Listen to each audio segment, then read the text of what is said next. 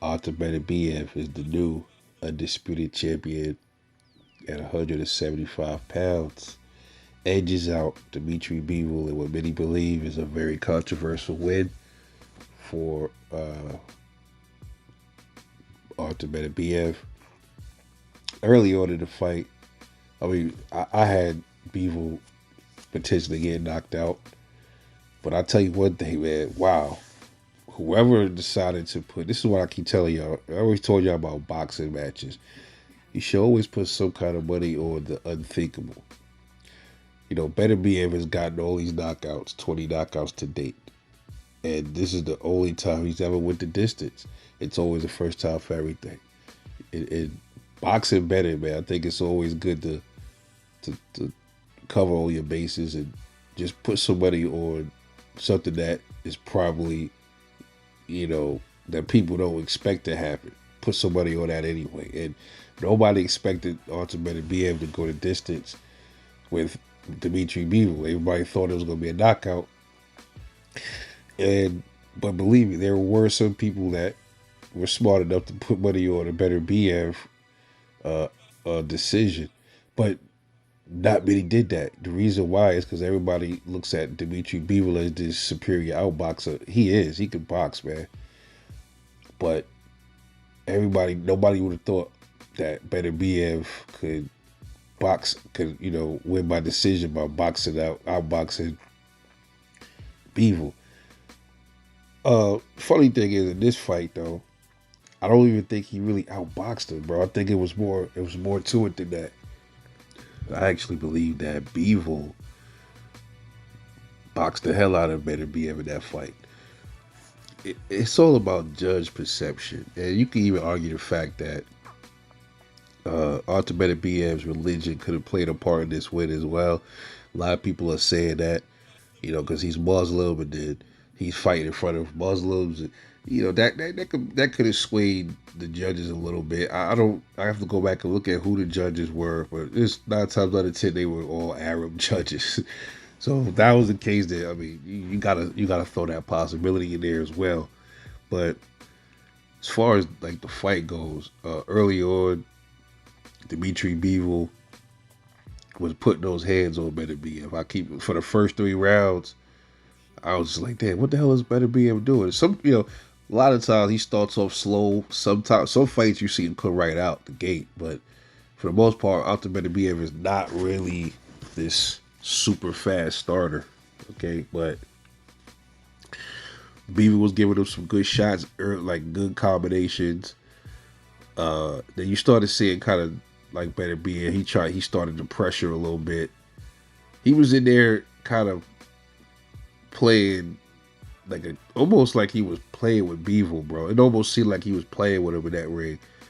Like you would see him backpedal a little bit, kind of give Dmitry Bivol some kind of confidence, and then you'll see him just start walking him down, putting pressure on him. He started really turning it up though. I think around round 5, you started really seeing, I think, Beterbiev picking it up, and every shot, I think from that point on, that he was hitting Bivol with, most of it was hurting Bivol, bro. I mean, if we gonna be honest, most of those shots was hurting him, bro. But that should show you how good Bivol's conditioning is. Both of these dudes, they had good conditioning, bro. And if you notice, a lot of the shots from like round 5 and up that Bivol was getting hit with was slowing Bivol down a way.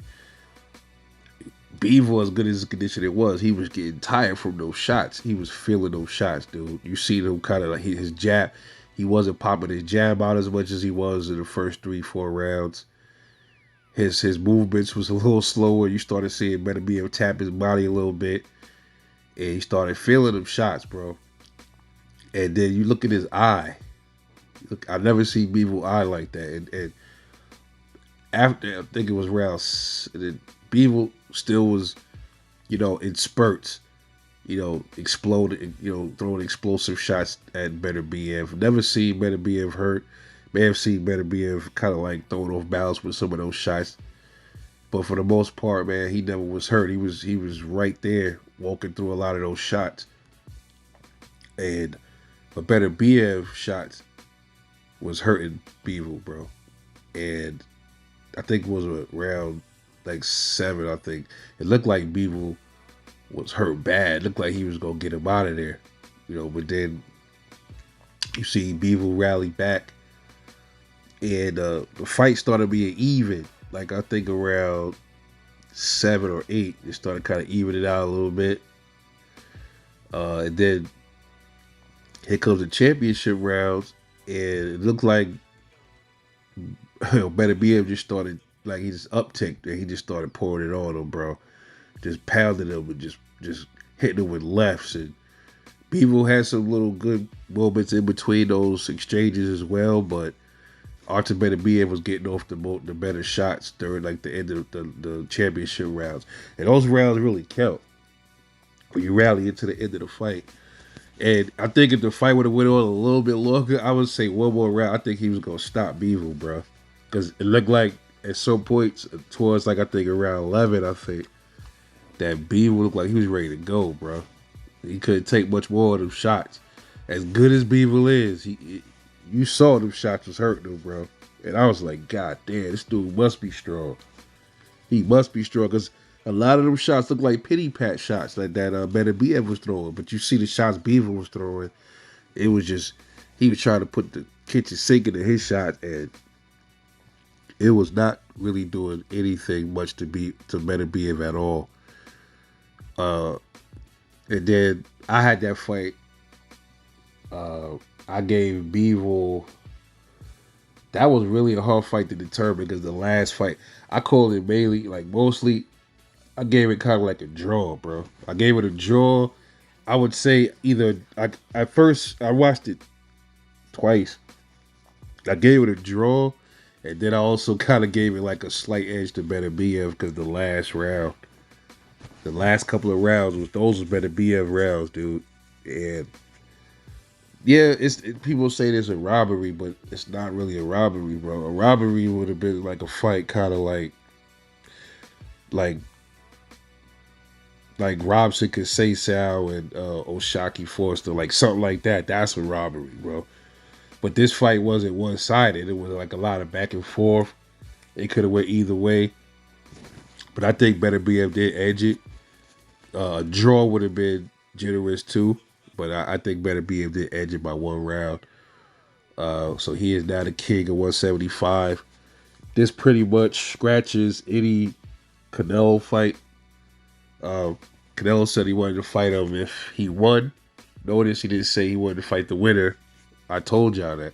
But Beterbiev and Bivol, he don't want no parts of Beterbiev, bro. He don't. Trust me. If he goes after Beterbiev, I'll be surprised. But you not gonna hear him say he would fight Artur Beterbiev. And Artur Beterbiev already came out and said he's not interested in the Canelo fight. But I would still like to see it, just to see Canelo get pounded down. I would still like to see that. But I don't think that's gonna happen. This probably opens up a door for a Terrence Crawford fight now. Maybe later in the year or something like that coming up. Interested to see how all this unfolds, though. Who is next for Artur Beterbiev? Is he going to retire? Is he going to fight David Benavidez? Because I believe Benavidez and Morrell should be fighting. Is he going to fight the winner of that fight? Or is Benavidez going to go right for Beterbiev? I don't know how that's going to turn out, but we'll see. Anyway, good fight. Both of them show grit. Damn good fighters, bro. Both of them are excellent fighters in their own way. Super elite. Shout out to congratulations to Artur Beterbiev. I believe he's the first undisputed light heavyweight since Roy Jones, I believe. That was a long time ago. So let's see how this goes, man. Thanks for listening. Let me know what y'all thought about the fight. This is Rebel Life Boxing. I'll catch y'all in the next one. And I'm off this.